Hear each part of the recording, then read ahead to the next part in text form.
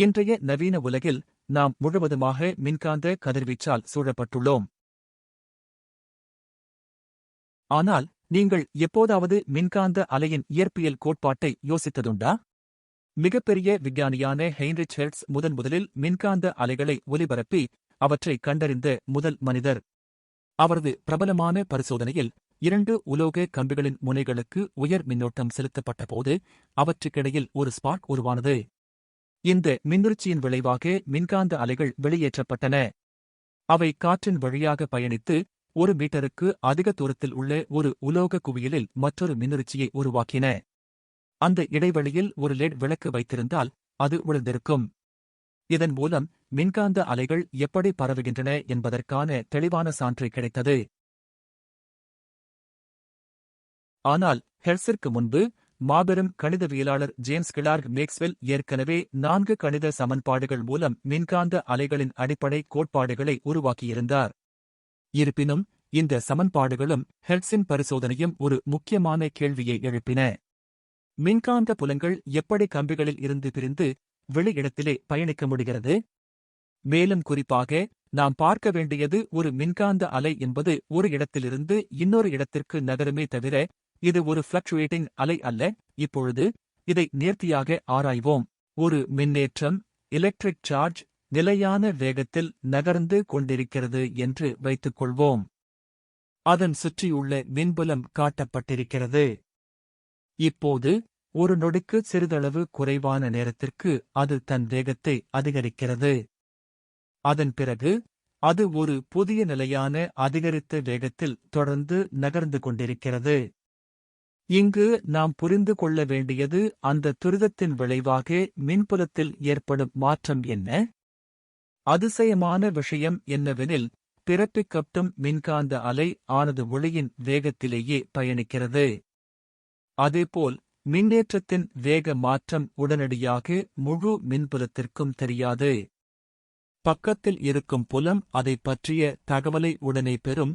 ஆனால் தொலைவில் இருக்கும் புலம் இன்னும் பழைய நிலைதான் என்று கருதும். இதன் விளைவாக இரு பகுதிகளை வட்டங்களின் உதவியுடன் பிரிக்கலாம். மின்புலம் உடைய முடியாது. எனவே இந்த இரு பகுதிகளுக்கிடையே ஒரு மாற்ற பகுதி டிரான்சிஷன் ஃபீல்ட் உருவாக வேண்டும். இந்த மாற்ற பகுதி கிங்க் என அழைக்கப்படுகிறது. இது வெளிப்புறமாக ஒளியின் வேகத்தில் பரவுகிறது. இதை தெளிவாக விளக்க கேமராவை மின்னேற்றத்துடன் நகர்த்தி பார்க்கலாம். இப்போது நாம் கூறலாம், மின்னேற்றத்தின் அலைவு மின்காந்த அலைகளை உருவாக்குகிறது. இதுவே மின்காந்த கதிர்வீச்சு, அதாவது எலக்ட்ரோமேக்னெட்டிக் ரேடியேஷன் ஆகும். இந்த அடிப்படை மூலம் ஆண்டென்னா தொழில்நுட்பத்திற்கே அடிப்படையாக விளங்கும் மிக முக்கியமான பரிசோதனையை புரிந்து கொள்ள முடியும். அதுவே ஆசிலேட்டிங் எலக்ட்ரிக் டைபோல் ஆகும்.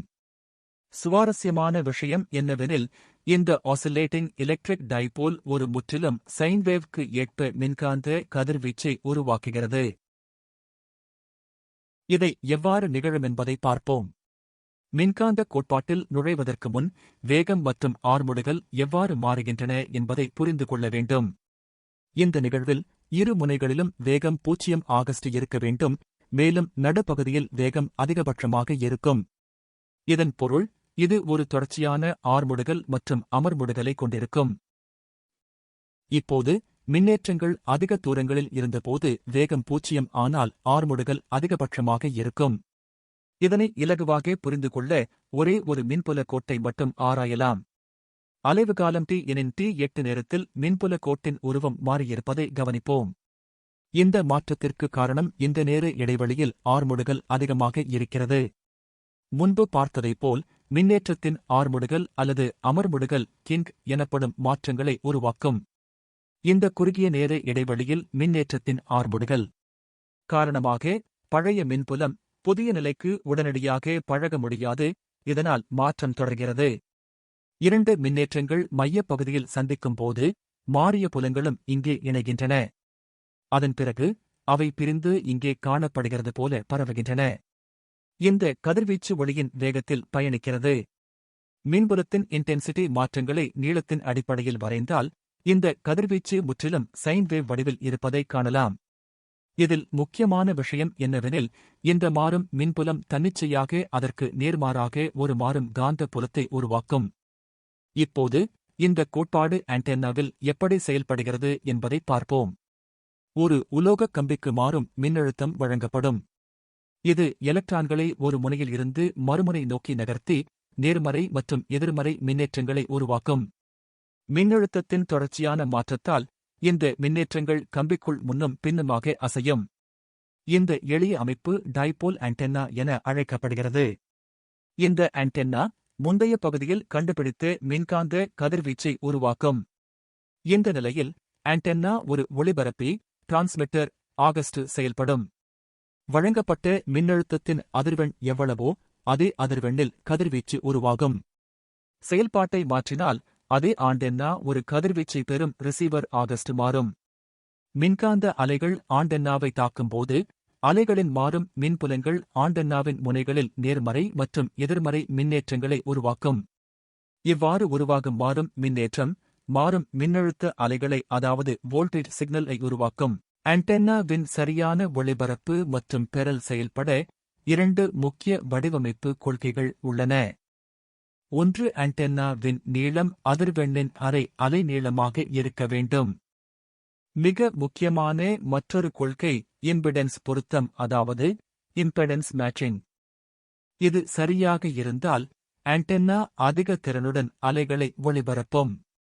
ஒரு மாறும் மின்சார ஓட்டம் ஆல்டர்னேட்டிங் கரண்ட் ஒரு சுற்றில் செல்லும் போது அது எதிர்ப்பு ரெசிஸ்டன்ஸ், தன்னியக்கத்தன்மை இண்டக்டன்ஸ் மற்றும் மின்னிறக்கத்தன்மை கபாசிட்டன்ஸ் ஆகியவற்றால் எதிர்ப்பை எதிர்கொள்கிறது. இந்த முழு எதிர்ப்பை இம்பிடன்ஸ் என அழைக்கப்படுகிறது. அதிகபட்ச சக்தியை அனுப்ப ஏற்றத்தின் இம்பிடன்ஸ் மூலத்தின் அதாவது சோர்ஸ் இன் இம்பிடன்ஸுடன் பொருந்த வேண்டும்.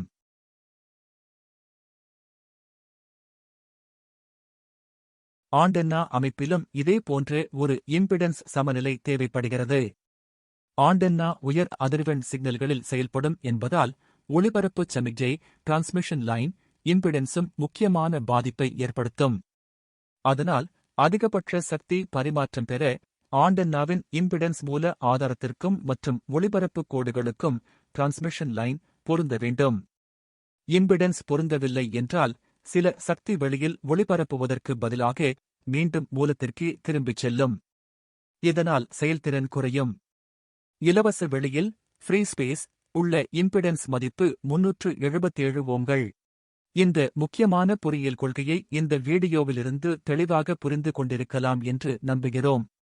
நம்மை ஆதரிக்க மறக்க வேண்டாம். உங்கள் ஆதரவை தொடருங்கள். நன்றி.